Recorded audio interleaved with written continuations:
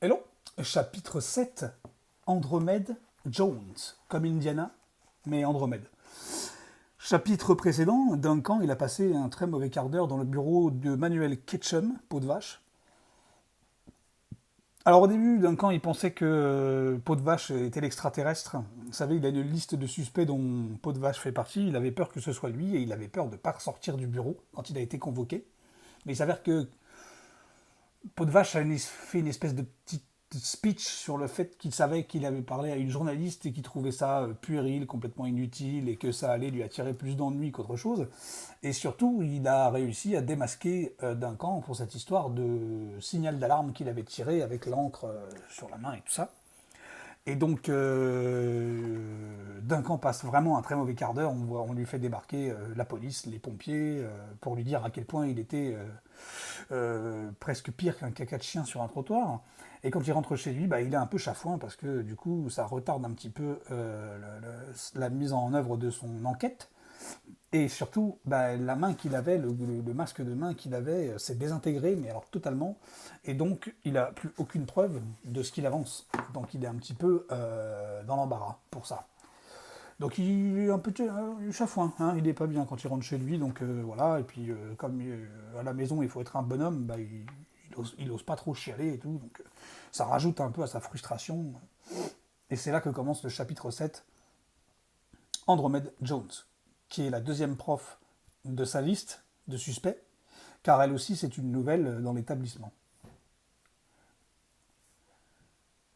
Chapitre 7, Andromède Jones.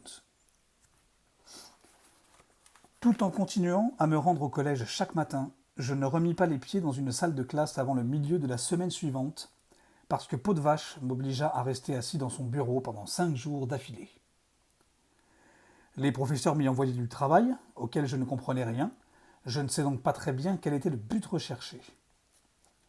Le mercredi, M. Ketchum décida qu'il en avait assez de moi et il m'informa que j'allais pouvoir retourner en classe, comme s'il me faisait un cadeau. Il tint à assurer personnellement ma livraison. J'aurais voulu que la cérémonie se déroule pendant le cours de cuisine, premier cours de la matinée. Je m'étais aperçu que je ne détestais pas cet enseignement autant que je m'y attendais. En fait, j'aimais bien Mademoiselle Carpoux. Elle me semblait un peu loufoque, elle commettait des gaffes marrantes. Je crois qu'elle m'aimait bien aussi, ce qui me changeait agréablement de la plupart des professeurs, je peux vous le dire. Mais je fus obligé d'attendre le deuxième cours car Peau de Vache passa un sacré savon à Orville Plummer. Tout ce qu'on peut dire, c'est qu'il prit son temps. Je trouvais ça très amusant. Je me retins toutefois d'en rire tout haut car Orville risquait de m'entendre et de me coincer plus tard. Prêt pour votre grand retour dans la société, monsieur Dougal me demanda Peau de Vache quand il en eut terminé avec Orville. Je hochai la tête, Peau de Vache me montra la porte, je sortis le premier. Lorsque nous arrivâmes en classe de physique, Andromède Jones, notre prof, s'apprêtait à faire une démonstration d'électricité statique. Maintenant, j'ai besoin d'un volontaire, disait-elle au moment où nous entrâmes. Je n'avais pas l'intention de lui prêter mon concours. Après tout, Mademoiselle Jones faisait partie des nouveaux professeurs et il se pouvait très bien que l'extraterrestre, ce fût elle. Et comment savoir à quoi servait vraiment cette machine bizarre qu'elle était en train de tripoter? En outre, je n'aimais pas sa façon de s'habiller. Elle portait toujours des tenues de safari, des machins kaki avec des tas de poches et de fermetures éclairs partout. J'avais entendu une rumeur selon laquelle elle prétendait se vêtir de cette façon parce qu'enseigner la physique aux élèves de terminale était plus dangereux qu'une expédition à travers la jungle. Mais j'ignorais si cette rumeur était fondée ou non. Quoi qu'il en soit, personne n'ayant levé le doigt au bout de 20 secondes, Peau de Vache me poussa en avant. Mais Duncan va se faire un plaisir de participer à votre expérience, mademoiselle Jones, annonça-t-il joyeusement. Ah non, pas moi, jamais de la vie, protestai-je. Peau de Vache se pencha et chuchota à mon oreille. Duncan, vous ne savez pas encore à quel point je peux être déplaisant. Si vous ne voulez pas passer 5 jours de plus dans mon bureau à apprendre une nouvelle définition du malheur, vous avez intérêt à obéir, immédiatement. Je me dirigeai vers l'estrade en soupirant. Mes camarades se mirent à glousser et à ricaner, ce qui ne fit qu'ajouter à ma déconfiture. Je rougis. Une chance que Peau de Vache ait été là en fin de compte, sans ça j'aurais probablement tapé sur quelqu'un. Écoutez tous, dit mademoiselle Jones, le but de cette leçon est de vous montrer de quelle façon l'électricité statique peut affecter les objets. Elle fit un geste en direction d'un élève assis au deuxième rang et ajouta « Marcus, je veux que tu tournes la manivelle du générateur. » Marcus eut un sourire gourmand. « Tout de suite, mademoiselle Jones !» Son empressement ne m'étonna guère. L'année dernière, Marcus m'avait adressé un jour une remarque quelque peu désagréable. Et comme j'étais de mauvaise humeur, je lui avais flanqué une volée avant de piétiner son déjeuner. C'est pour ça qu'il devait être ravi de tourner cette manivelle, espérant peut-être m'électrocuter.